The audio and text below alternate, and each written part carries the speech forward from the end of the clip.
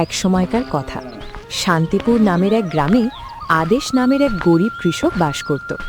তাদের বাড়িতে তার স্ত্রী অনুপমা এবং তাদের ১৬ বছরের ছেলে আকাশ একসঙ্গে থাকত। আদেশ কেবল চাষাবাদই করতে জানত, এছাড়া সে আর কোনো কাজ শেখেনি। সঠিক সময় বৃষ্টি না হওয়ার কারণে তার জমিতে ফসল হতো না, যার ফলে সংসার চালানো খুব কঠিন হচ্ছিল। শুনছেন গো, আজ তো বাড়িতে একেবারেই কোনো খাবার নেই। আমি তো কিছুই বুঝতে পারছি না এখন আমি কি করব। আরে অনুপমা, তুমি চিন্তা করো না, আমি কিছু একটা করছি। এইটুকু বলেই আদেশ বাড়ি থেকে চলে যায়। এ কেমন সময় এলো প্রভু, আমার বাড়িতে একটি শস্যদানা পর্যন্ত নেই। ঠিক আছে, আমি আর আমার অনুপমা তো খালি পেটে থাকতে পারবো, কিন্তু আমার ছেলেটার কি হবে? আমি তো কেবল খেতে পরিশ্রম করতে শিখেছি, কিন্তু সেখানেও সঠিক সময় বৃষ্টি না হওয়ার কারণে ফসল হয়নি। এখন আমার কাছে জমিদারের কাছ থেকে ধার নেওয়া ছাড়া কোনো উপায় নেই। আদেশ তার গ্রামের জমিদার প্রতাপের কাছে যায়। প্রতাপ খুব ধূর্ত এবং চালাক প্রকৃতির মানুষ। সে সব সময় সবাইকে বেআইনিভাবে লুট করার কথা ভাবে।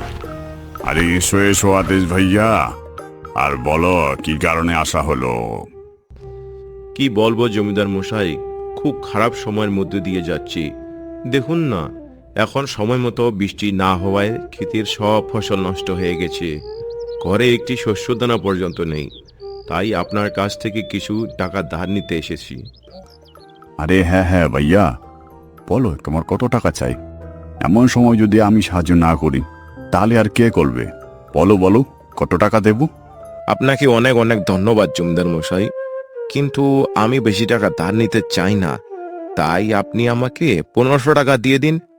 আরে ভাইয়া, এ কেমন কথা বলছো? অন্তত ১০,০০০ টাকা তো নাও। কে জানে ভবিষ্যতে কবে বৃষ্টি হবে আর কবে এই সময় বদলাবে। আরে শালা, তোমরা যদি এত কম কম টাকা নাও তাহলে আমি কিভাবে কামাবো? বেশি বেশি নিলে তো আমরা বেশি সুদ পাবো। আদেশও ভাবতে লাগলো। এখন আমি কি করব? অবশ্য তো ঠিকই বলছে, কে জানে কবে ভগবান আমাদের মতো লোকের উপর দয়া করবে। একটা কাজ করি, ১০,০০০ টাকা নিয়ে নিই। আচ্ছা ঠিক আছে, তাহলে জমিদার মশাই ১০,০০০ টাকার উপর আপনি কত পর্যন্ত সুদ নেবেন? দেখো আদেশ ভাইয়া, ১০,০০০ টাকার উপর 10% প্রতি মাসে। কিন্তু আপনি তো নিজের লোক, নিজেদের মধ্যে আর কি ব্যবসা করব? আপনি 8% দিবেন। এ ভগবান, 8% প্রতি মাসে তো আমার জন্য খুবই বেশি সুদ। নিয়ে তো নেব, কিন্তু সুদ করব কিভাবে? যদি না নেই তাহলে আমার ছেলে ক্ষুধার্তই থাকবে। চলো নিয়েই নেই, যদি ভগবানের এটাই ইচ্ছে হয় তবে এটাই সঠিক। আরে আদেশ ভাইয়া, কি হলো? কি ভাবছেন? সুদের কথা তো ভাবতেছেন না? জমিদার ভাই, এত সুদ কিভাবে? আরে কিসের চিন্তা? চিন্তার কোনো বিষয় নয়। দেখুন, আপনি তো নিজের লোক, আস্তে আস্তে শোধ করবেন। কি বলেন? আচ্ছা ঠিক আছে, দিয়ে দিন। আদেশ সেই জমিদারের কাছ থেকে ১০,০০০ টাকা ধার নিয়ে চলে যায়। চলো এবার তাড়াতাড়ি বাজার থেকে রেশন আর আকাশের জন্য কিছু খাবার নিয়ে নিই। আজ আমার ছেলে তো খুশি হয়ে যাবে। আদেশ দ্রুত বাজার থেকে জিনিসপত্র নিয়ে বাড়ির জন্য ফিরে আসে। অনুপমা আদেশের হাতে জিনিস দেখে খুশি হয়ে যান এবং বলেন, আরে এই জিনিসপত্র টাকা কোথায় পেলে গো? দেখো অনুপমা, আমি জানি তুমি আমার উপর রাগ করবে, কিন্তু আমার কাছে আর কোনো উপায় ছিল না। আমি বুঝেছি গো, আপনি কারো কাছ থেকে ধার নিয়েছেন, কিন্তু কোনো ব্যাপার না, আমিও সেটাই ভাবছিলাম।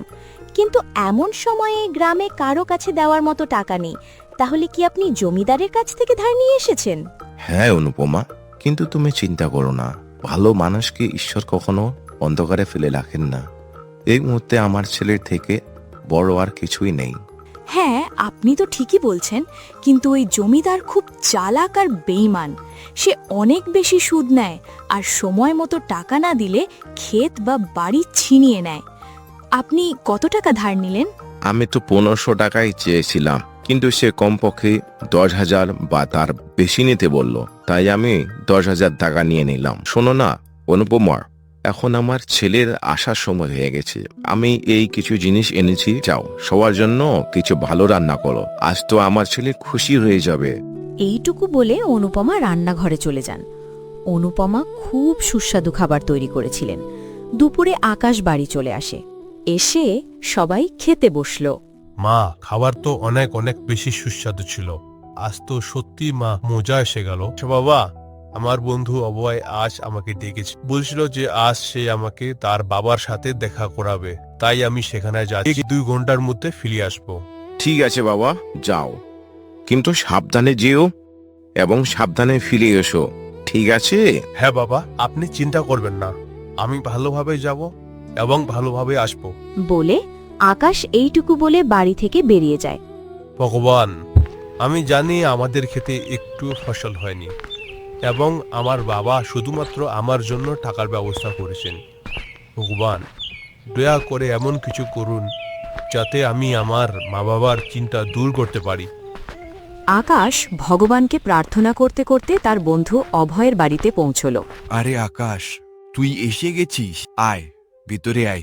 চল, আমার বাবা তোর সঙ্গে দেখা করার জন্য কতক্ষণ ধরে অপেক্ষা করতেছে। আচ্ছা অভয়, কিন্তু তোর বাবা আমার সাথে কেন দেখা করতে চান? সেটা তুই বাবার কাছ থেকে জেনে নিস। অভয়ের বাড়িটি ছিল খুব বড় আর চোখ জুড়ানো সুন্দর। সেই বাড়িতেই সে তার মা ও বাবার সঙ্গে থাকত। একদিন অভয় তার বাবার কাছে তার বন্ধুর কথা খুলে বলল। আকাশের বাবা ছিলেন অত্যন্ত পরিশ্রমী মানুষ। তিনি প্রতিদিন ভোর থেকে সন্ধ্যা পর্যন্ত জমিতে খেটে কাজ করতেন। এত কষ্টের পরও সংসারে অভাব লেগেই থাকত। এসো বাবা। আকাশ, কেমন আছো? নমস্কার আঙ্কেল। নমস্কার আন্টি, আমি ভালো আছি। আপনারা সবাই কেমন আছেন? সুখে থাকো বাবা, আমরা সবাই খুব ভালো আছি। সুভাষ আকাশের সাথে তার এবং তার মা বাবার সম্পর্কে প্রায় 9-10 মিনিট এভাবে কথা বলেন। আর বাবা আকাশ, তুমি তো খুব স্মার্ট ছেলে। বাবা, কাল থেকে তুমি দুপুরে স্কুল থেকে এসে খাবার খেয়ে এখানে চলে আসবে। জি আঙ্কেল, আমি তো আসবো, তো বাড়িতেও কিছু কাজ থাকে। দেখো বাবা আকাশ, প্রথমে তুমি এইসব টেনশন ভ্যানশন ছাড়ো। হ্যাঁ, একটা কাজ করো। না থাক, কাল আমি নিজেই তোমাদের বাড়িতে আসব। তোমাদের বাড়িতে তোমার বাবার সাথেও দেখা করে নেব, আর তোমার সাথেও, ঠিক আছে? জি আঙ্কেল, ঠিক আছে। আচ্ছা, তাহলে আমি এখন চলি। ঠিক আছে বাবা, সাবধানে যেও। জি আঙ্কেল, আমি একদম সাবধানে যাব। বাবা আকাশ, এটা নিয়ে যাও, বাড়িতে খেয়ে নেবে। না আন্টি, এটা আমি নিতে পারবো না। আরে বাবা, নিয়ে নাও। দেখো, তোমার চন্দনা আন্টি কত ভালোবাসা দিয়ে দিয়েছেন। আকাশ খাবারে বেগ নিয়ে নেয়, কিন্তু হঠাৎ করে অভয়ের বাবা কেন তার বাবার সঙ্গে দেখা করতে চাইছেন এই বিষয়টা আকাশের মাথায় ঢোকে না। পরের দিন দুপুরে অভয় তার বাবাকে আকাশের বাড়িতে নিয়ে এলো। আরে স্যার, আসুন আসুন। আরে অনুপমা, দেখো, আমাদের আকাশের বন্ধু ও তার বাবা এসেছে। অনুপমা আদেশ ও সুভাষের জন্য তাড়াতাড়ি 2 কাপ চা বানিয়ে নিয়ে এলো। চা খাওয়ার পর সুভাষ আদেশকে বলল, শুনুন আদেশজি, আমি আপনার সাথে একটু কথা বলতে চাই। জি স্যার, বলুন, কি বলতে চান? আপনি আমাকে স্যার বলবেন না, আমিও আপনার বন্ধুর মতোই, তাই আমাকে সুভাষ বলে ডাকুন। আরে আচ্ছা, ঠিক আছে সুভাষজি, বলুন আপনি কি বলতে চান। সুভাষ আদেশকে বাড়ি থেকে একটু বাইরে নিয়ে গিয়ে বলল, আদেশ জি, আমার ছেলে আকাশকে তার খুব ভালো বন্ধু মনে করে। সে আমাকে জানিয়েছে যে আকাশ খুব বুদ্ধিমান আর ভালো ছেলে, কিন্তু দারিদ্র্যের কারণে সে পড়াশোনা ছেড়ে দেওয়ার কথা ভাবছে। ভগবান কি দয়ায় এখন আকাশ গিয়ে আমাদের অভয় খুশি থাকতে শুরু করেছে, নয়তো আগে সে শুধু একাই থাকত, কারণ কেউ তার সাথে বন্ধুত্ব করত না। এখন যেহেতু আপনার আকাশের কারণে আমার ছেলে খুশি, তাই আমি তার পড়াশোনার ফিস দিতে চাই। আপনি এখন চিন্তা ভুলে যান, বুঝলেন? আদেশের চোখে জল এসে যায়। আপনাকে অনেক অনেক ধন্যবাদ সুভাষজি, আপনি আমার চিন্তা দূর করে দিলেন। আকাশের পড়াশোনার চিন্তায় সেই দিন থেকে দূর হলো। একদিন অভয়ের বাবা বলেন, আকাশ, অভয়, বাবা এখানে এসো। তারা দুজনেই সুভাষের কাছে যায়। বাবা, তোমরা দুজনে বলো, তোমাদের মধ্যে কে শেয়ার মার্কেট সম্পর্কে জানো? আকাশ বাবা, আগে তুমি বলো। আঙ্কেল, আমি এর সম্পর্কে প্রথমবারের মতো শুনছি। এটা কি হয়? আর বাবা, আমি শুধু এতটুকুই জানি যে শেয়ার মার্কেটে শেয়ার কেনা ও বেচা হয়। আচ্ছা শোনো, এখন কাল থেকে তোমরা দুজনে আমার সাথে 0.5 ঘন্টা বসবে। আমি তোমাদের দুজনকেই এই সব সম্পর্কে কিছু শেখাতে চাই। আকাশ জানার আগ্রহ নিয়ে গুগলে সার্চ করে। আর তারপর পরের দিন আঙ্কেল, আমি গুগলে সার্চ করছিলাম যে শেয়ার মার্কেটিং কি। এটা কি সত্যি আঙ্কেল যে আমরা ওখান থেকে টাকা রোজগার করতে পারি? বাবা আকাশ, এটা একেবারেই সত্যি যে যে কেউ শেয়ার বাজার থেকে টাকা রোজগার করতে পারে। টাকা কি অনেক বেশি টাকা রোজগার করতে পারে। কিন্তু বাবা, জিনিসগুলি দেখতে যতটা সহজ হয় আসলে তার চেয়ে অনেক বেশি কঠিন হয়। আঙ্কেল, আমি কিছু বুঝতে পারলাম না, আপনি কি বলছেন? আমি ওপরের ঘরে যাচ্ছি, তোমার বন্ধুকে নিয়ে সেখানেই চলে এসো। আমি এখন সবকিছু সেখানেই বলবো। ঠিক আছে আঙ্কেল। তারা দুজনে সুভাষকে জিজ্ঞাসা করে, বাবা, এটা কি? আমি আজ পর্যন্ত জানতাম না যে আপনার ঘরে এত বড় কম্পিউটার আছে। আসলে এটা কি আপনার এত বড় ট্রেডিং সেটআপ? হ্যাঁ অভয়, এটা আমার ট্রেডিং সেটআপ। আমি এখানেই কাজ করি। কিন্তু বাবা, তোমার কখনো এখানে আসার কৌতূহলই ছিল না, তাই আমরাও তোমাকে কখনো এই বিষয়ে বলিনি। কিন্তু এখন তোমাকে দেখে এমন লাগছে যে তোমার এই সব খুব পছন্দ হয়েছে এবং হয়তো তুমি এর সম্পর্কে আরও জানতে চাও। হ্যাঁ আঙ্কেল, শুধু অভয় নয়, আমিও শেয়ার বাজার সম্পর্কে জানার জন্য খুব উৎসাহিত। অবশ্যই বাবা আকাশ, কেন নয়? আমি এটাই তো তোমাকে আর অভয়কে জানাতে চেয়েছিলাম যে শেয়ার বাজারের দুনিয়া অনেক বড়। এতে যদি শ্রেষ্ঠত্ব অর্জন করা যায় তাহলে তার পকেটে হাজারো লাখো টাকা সব সময় থাকবে। বাবা, আমি জানি যে এখন আমার বন্ধু এটা শেখার জন্য খুবই উৎসাহিত। এখন ওর খেলাতে মন লাগবে না। ওর কি আমারও লাগবে না? কি আকাশ?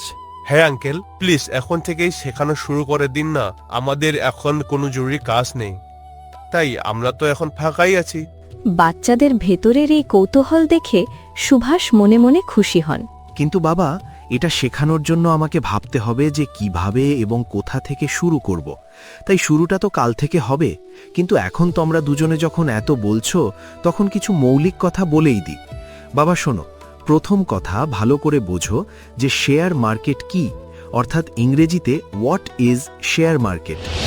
সেদিন সুভাষ আকাশকে কিছু বেসিক জিনিস শেখালো। তবুও আকাশের মনটা পুরোপুরি শান্ত ছিল না। সে রাতেও শেয়ার মার্কেট নিয়েই ভাবছিল। হঠাৎ তার মাথায় একটা নতুন চিন্তা এলো। হে ভগবান, আপনাকে আর সুভাষ কাকাকে লক্ষ লক্ষ ধন্যবাদ। অবশেষে আমি এমন একটি কাজ জানতে পারলাম যেখান থেকে আমি আমার পরিবারকে ওই দারিদ্র থেকে বের করে আনতে পারি। আমি আমার সমস্ত প্রাণ দিয়ে দেব এটা শেখার জন্য। শুধু আপনি আমার সাথে থাকবেন। বাড়ির এক কোণ থেকে আকাশের মা অনুপমা দেখেন এবং তিনি আদেশের কাছে গিয়ে বলেন, আরে শুনুন। হ্যাঁ, কি হয়েছে অনুপমা? কি ব্যাপার?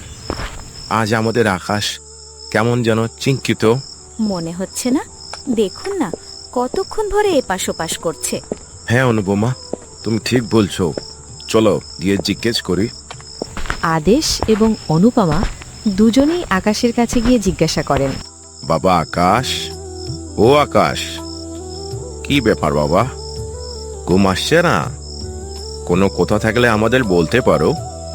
আমি তো এটা ভাবছিলাম যে আপনাদের কেমন লাগবে যখন আমি একজন সফল মানুষ হয়ে যাব। আমাদেরও একটা সুন্দর বাড়ি হবে। আরে পাগলা, আমরা দুজনেই তো ভয় পেয়ে গেছিলাম। বাবা, আমরা খুব খুশি হব সেই সময় যখন তুমি একজন সফল মানুষ হয়ে যাবে, তাই না অনুপমা? হ্যাঁ গো, একদম ঠিক বলছেন আপনি। আমাদের আকাশ সফল হয়ে গেলে কত ভালো হবে। মা, বাবা, এখন আপনারাও যান আর ঘুমিয়ে পড়ুন।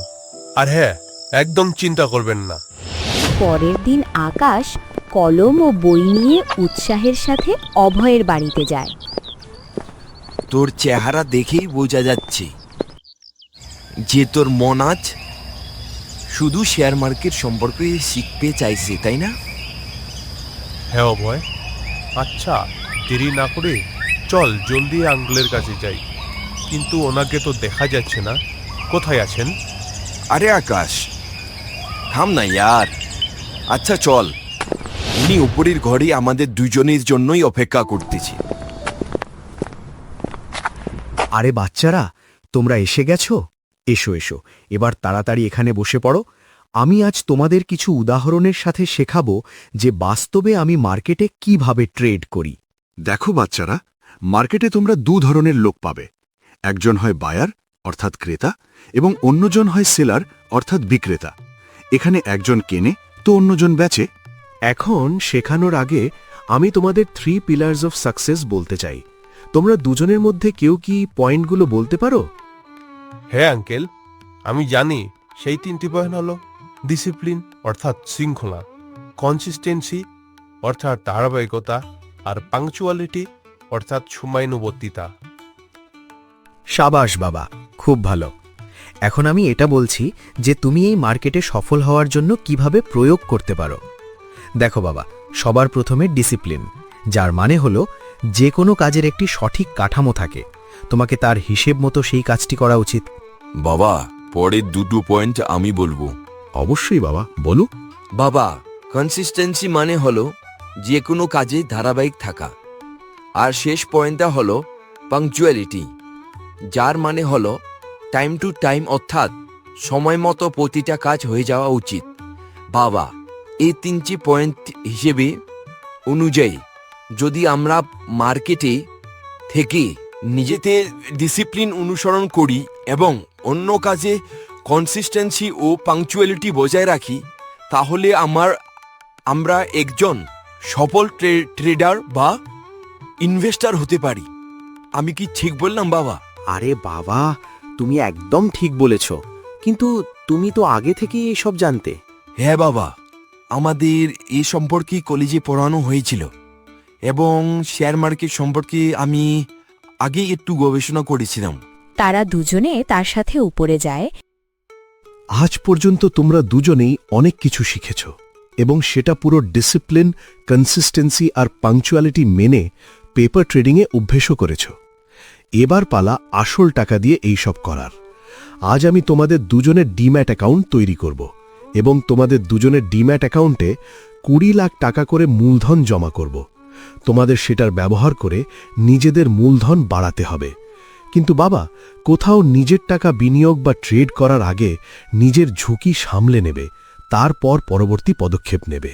কয়েকদিন পর রাতে ইয়াস, এই পেনি স্টকে বিনিয়োগ করব কি করব না, শুধুমাত্র 2 টাকার একটা শেয়ার আমি আরামে 50,000 শেয়ার কিনতে পারি। যদি 1-2 ঘন্টাও বেড়ে যায় তাহলে খুব ভালো লাভ হবে। আকাশ লোভের বশে শেয়ারটি কিনে নেয়। কপালবশত সেই স্টকের দাম 100 টাকা কমে গেল। কয়েকদিন পর হে ভগবান, এটা আমি কি করলাম? এটা কিভাবে হয়ে গেল? আমার এমন করা উচিত হয়নি। আমি আমার ঝুঁকির ব্যবস্থার দিকে মনোযোগ দিইনি, ডিসিপ্লিন অনুসরণ করিনি। 45,000 টাকা লোকসান। এখন আমি কি করব? সেই সময় গ্রামের জমিদার প্রতাপ তার লোকজনের সাথে এসে পৌঁছায়। কোন দিকে গেলে আদেশের বাড়িটা? আরে মালিক, ওইদিকে আছে। প্রতাপ আদেশের বাড়ির সামনে এসে বলে, আরে ও আদেশ ভাইয়া, আরে কোথায় গো? একটু বাইরে আসুন মহারাজ। আরে অনুপমা, মনে হচ্ছে জমিদার টাকা নিতে এসেছি। তুমি এখানেই থেকো, আমি দেখে আসছি। আদেশ ঘর থেকে বাইরে আসে। আরে জমিদার মশাই, নমস্কার। আরে ভাইয়া, নমস্কার নমস্কার ভাইয়া। আমরা বলছিলাম যে টাকাটা কবে দেবে? এখনো 4,000 টাকা সুদের সমতে বাকি আছে, মনে আছে নাকি ভুলে গেছেন? না জমিদার মশাই, ভুলিনি। শুধু এই মুহূর্তে বাড়িতে পরিস্থিতি কিছু ঠিক চলছে না। আমাকে 1-2 মাস আরো সময় দিন, আমি আপনার বাকি টাকা সুদের সাথে শোধ করে দেব। দেখুন আদেশ ভাইয়া, আপনার সময় চাই তো নিয়ে নিন, কিন্তু আজ থেকে তার উপর 25% সুদ লাগবে, বুঝলেন? সেই সময় আকাশের চোখ খুলল। সে মাকে জিজ্ঞাসা করল, মা, এই গোলমাল কিসের? বাবা, 1.5 বছর আগে তোমার বাবা ওই জমিদারের কাছ থেকে টাকা নিয়েছিলেন। আমাদের কিছু টাকা এখনো দেওয়া বাকি আছে, সে সেটাই চাইতে এসেছে। আকাশ ঘর থেকে বাইরে আসে এবং জমিদারকে বলে, প্রণাম জমিদার মশাই। আরে খুশি থেকো বৎস, সব সময় সম্মানিত জীবনযাপন করবে তুমি। একটু নিজের বাবাকে বলো আমাদের টাকাটা তাড়াতাড়ি ফিরিয়ে দিতে।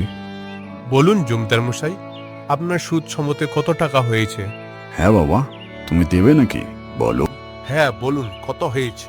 এগো শোনো, আমাকে একটু ডায়েরিটা দাও, একটু চেক তো করতে হবে। জমিদার ডায়েরিতে দেখেন এবং বলেন, দেখো বাবা, তোমার 4,000 টাকার ওপর 8% সুদের সাথে 1.5 বছরে হচ্ছে মাত্র 4,576 টাকা। আপনি অ্যাকাউন্ট নাম্বার বলুন, আমি এক্ষুনি পুরো টাকা আপনার অ্যাকাউন্টে ট্রান্সফার করে দিচ্ছি। প্রতাপ তার অ্যাকাউন্ট নম্বর জানায়। আকাশ সুদ সমেত পুরো টাকা তার অ্যাকাউন্টে ট্রান্সফার করে দেয়। মেসেজ আসার পরে জমিদার সেখান থেকে চলে যান। ওহে আকাশ, বাবা তুমি এটা কিভাবে করলে? মানে তোমার কাছে এত টাকা কোথা থেকে এলো? বাবা, মা, দেখুন আপনারা দুজন শান্ত হয়ে যান।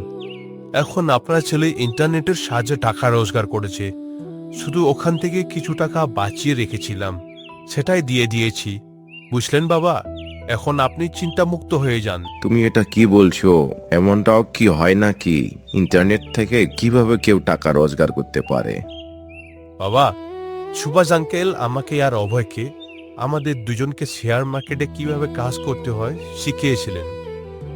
ওখান থেকেই আমরা অল্প কিছু টাকা রোজগার করেছি। কিন্তু এখন আপনারা নিজেদের স্বপ্ন সাজাতে শুরু করে দিন, কারণ এবার আমাদেরও সময় বদলাতে চলেছে। পরের দিন আকাশ সুভাষের সাথে দেখা পারে।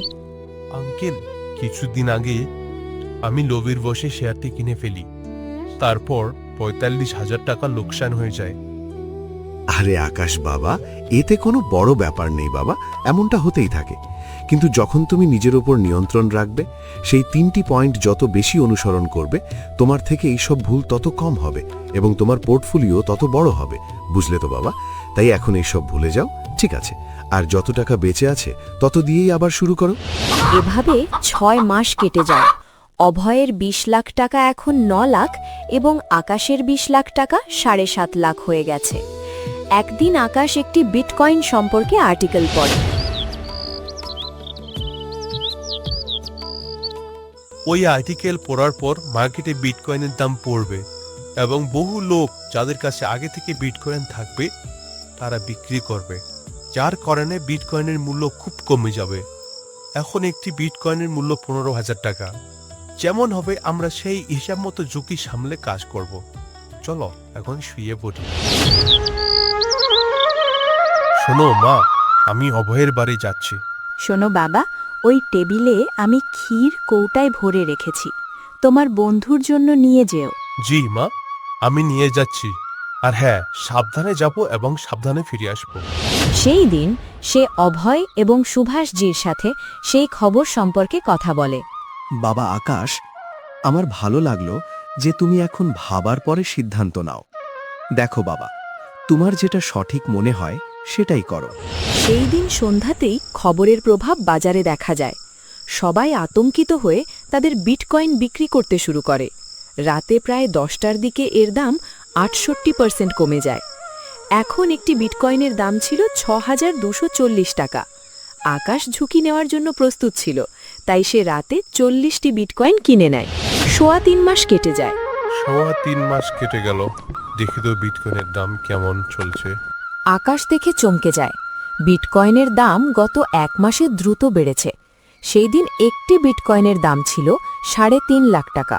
40টি বিটকয়েন হিসাবে 1,40 লাখ টাকার লাভ দেখা যাচ্ছিল।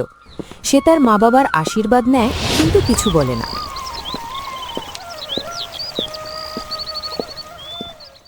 যেমনই সে সুভাষজির সঙ্গে দেখা করে, তিনি আর অভয় বুঝতে পারে। আকাশ, আমি আর বাবা বুঝে গেছি রে।